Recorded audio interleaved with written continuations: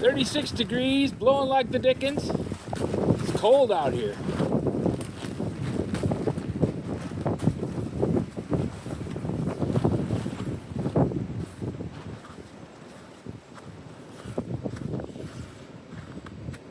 Not much snow, a little bit drifting around.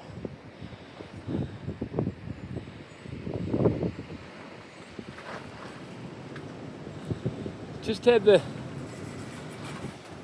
sewer line from the little bathroom cleaned out again.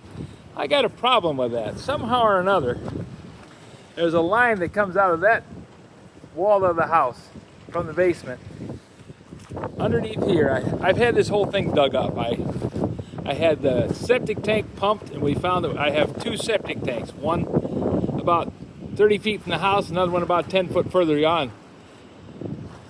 And I had those all dug up in the summer, last summer, just before I started doing the building. And then I had to trench up the line all the way across, right on through here to run the power line through. So this yard's been chewed up pretty heavily, and there wasn't anything wrong with the piping. But the guy said that the line goes from 3-inch to 4-inch. So he was only able to run a auger head down through there at a 2.5-inch diameter. And he was able to clean it out, ran the camera through and said it looked okay. He called his boss and asked about jetting it, and the boss said, you're just going to charge them money that they don't need to spend. So, got to have the tanks pumped in the summer again, which is odd because I've had 3 houses with septic tanks, and this is the only one that I have to pump the tanks every year. So there's something going on. Maybe my drain field is not working well. He said it was up to working level and had some solids floating on top, which is not unusual for a septic tank. So, I don't know what's going on.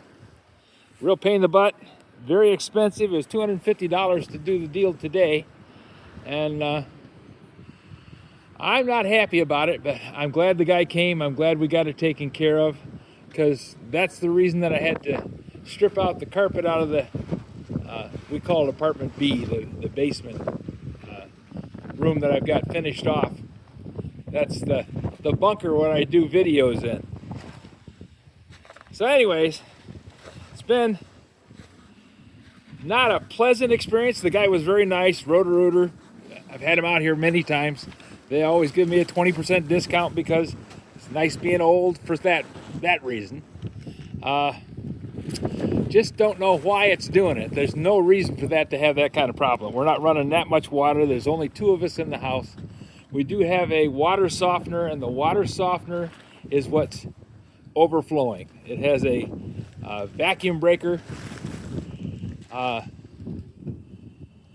in the line where the water from the water softener dumps into the pipe. There's a cap up there, and it's got an air gap so that it can't siphon water up into the water softener from the septic line, which is standard practice. That's how you do it. But it's just really frustrating. I've been here 14 years. We pumped the tanks out now probably 5 times. I'd have to go back and check the records. Might be 6.